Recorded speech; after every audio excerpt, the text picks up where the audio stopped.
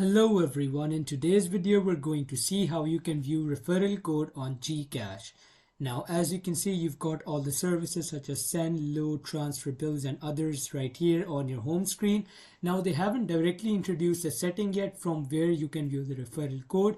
So what you're going to have to do is you're going to have to go on view all services.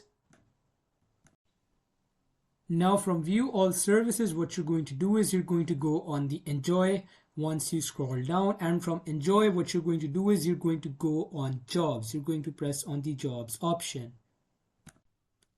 Now lastly, once you press on jobs and you press on G jobs, this is the screen that you'll see.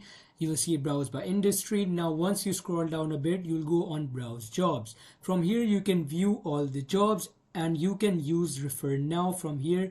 As you can see, if they have a job, they'll show you this option. From here you can refer now. Alternatively, you can go on view all jobs and you can use the jobs as well.